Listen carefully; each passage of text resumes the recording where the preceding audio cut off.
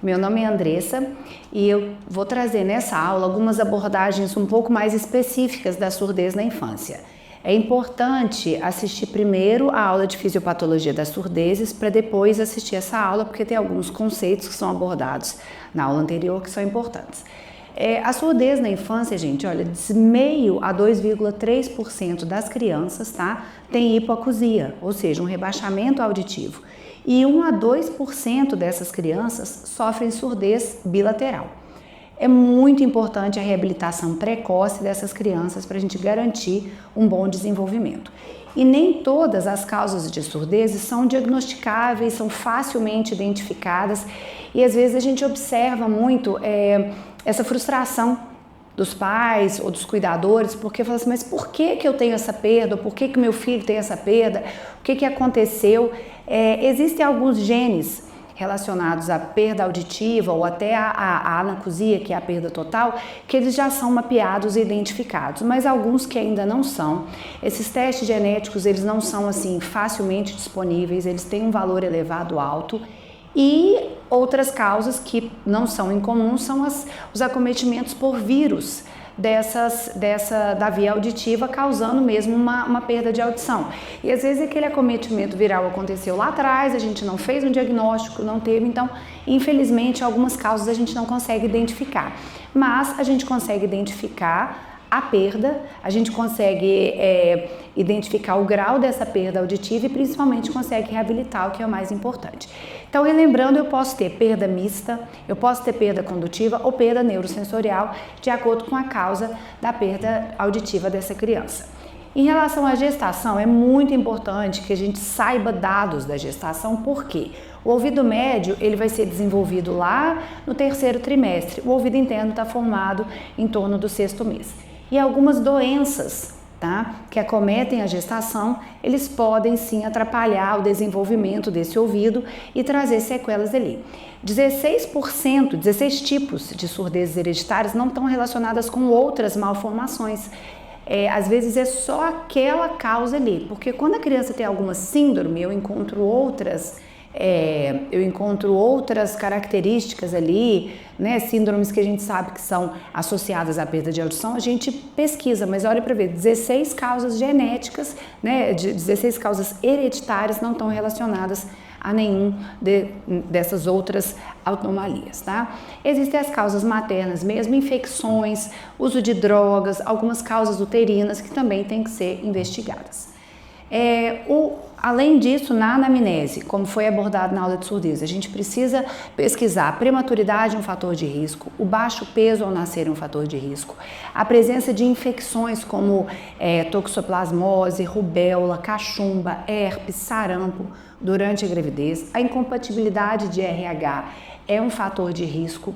Quando eu tenho gemelares, né, com pesos muito diferentes, principalmente se tiver placenta única, a questão da falta de oxigênio, a anóxia neonatal e o uso de determinadas drogas ao nascer. Então, isso tudo tem que ser abordado e são considerados fatores de risco para a surdez neonatal. Além disso, eu tenho, talvez, né, causas externas em crianças maiores, traumatismo craniano. A exposição a ruído ainda é muito controverso, né? Se essa exposição ao ruído, principalmente antes de 1 ano de vida, quando a criança não tem um reflexo que se chama reflexo do estapédio ainda desenvolvido. O que é esse reflexo? Quando eu tenho a exposição a sons muito intensos, eu tenho um músculo que trava o último ossinho auditivo, que é o estribo, e permite proteger aquela orelha ali. Então, não é recomendado que crianças até 1 ano de vida sejam expostas a barulhos intensos, como festas com som alto, barzinhos, ambientes com muito ruído. É interessante que essa criança seja poupada disso. Lembrar das infecções de orelha mesmo, orelha média, né, que podem causar essas sequelas. Então, a gente tem que investigar isso tudo. E uma especial atenção precisa ser dada a qualquer criança com atraso de linguagem.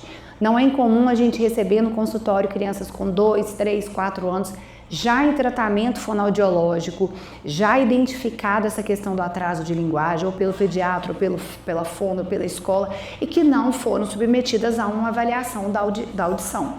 Então, a criança com transtorno de aprendizado, qualquer que seja, qualquer dificuldade escolar, transtorno do espectro autista, dislexia, TDAH, hiperatividade, qualquer desses transtornos que esteja prejudicando o desenvolvimento da fala ou do aprendizado da criança, até que se prove o contrário, eu tenho que pensar que essa criança tem uma perda de audição. Então, é importantíssimo que essas crianças sejam submetidas a uma avaliação. Ah, mas fez o teste da orelhinha quando era criança e estava normal. Ok, quando ele nasceu, ele fez a emissão autoacústica e estava tudo certo. Mas se em algum momento da vida existe esse atraso, existe essa dificuldade, essa criança tem que ser reavaliada. E uma atenção muito especial às crianças que roncam e respiram de boca aberta pelo risco de aumento de adenoide e amígdala que pode causar otite serosa, que já foi abordado em outras duas aulas, que é simplesmente um acúmulo de secreção dentro da orelha média que causa, como único sintoma, muitas vezes, esse atraso de linguagem e atraso de desenvolvimento. Então, a gente precisa pensar na hipoacusia. Toda criança que nasce, ela precisa sair da maternidade com o teste da orelhinha feito, a emissão autoacústica realizada. Se essa criança tem fator de risco, então qualquer um desses fatores que eu comentei, além do teste da orelhinha, ela precisa sair com o PET ou BERA feito. Tá? Se a criança não tem fator de risco, só o teste da orelhinha. Se ela tem o fator de risco, ela precisa fazer o PET e o BERA. E se ela tem fator de risco, mesmo que esses exames estejam normais, eu vou ter que repetir esses exames de 6 em 6 meses até os 3 anos de vida. Caso essa criança não tenha fator de risco, só a emissão da orelhinha, a emissão autoacústica ou teste da orelhinha é feito, e se em algum momento ela volta a ter algum problema de aprendizagem, daí ela vai ser submetida ao teste. Lembrar que a audiometria infantil ela é o melhor teste ainda e é realizado quando a criança já consegue responder aos testes, aos estímulos, porque eu dependo que essa criança responda o que é perguntado. Caso contrário, a gente faz só o BERA. Lembrar que a imitanciometria ou impedanciometria é muito importante para diagnosticar disfunção de tuba auditiva e otite média serosa. A gente faz o BERA ou PET, tá? Nessas crianças que têm fator de risco ou nessas crianças que não conseguem realizar o exame de forma adequada.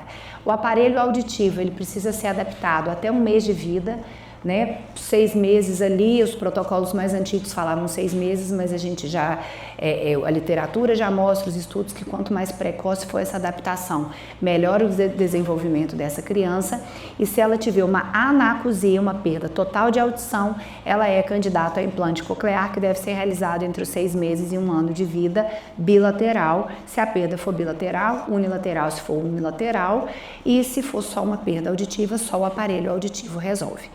O implante coclear é feito através de cirurgia, disponível pelo SUS, disponível pelos convênios, então é uma opção acessível e precisa ser oferecida a essa criança para que ela consiga desenvolver linguagem. O implante coclear ele é ativado depois de 30 dias de cirurgia e acompanhado pela fono, e essa criança vai ser estimulada e vai desenvolver uma linguagem normalmente. Em crianças onde o implante coclear é contraindicado, eu posso usar o implante de tronco cerebral ou tronco encefálico. Quais são esses casos? A criança às vezes que tem uma malformação da cóclea ou algum não funcionamento do nervo da audição. Esse implante ele ainda não tem um ganho tão bom em relação à audição quanto o implante coclear e o aparelho auditivo, mas é uma opção viável já e que tem se desenvolvido cada vez mais. Então, o que é mais importante, gente, é fazer o diagnóstico e reabilitar essa criança dentro, o mais precoce possível, para que ela não tenha prejuízos de linguagem, prejuízos de aprendizado e principalmente que ela consiga desenvolver a linguagem normalmente. Obrigada.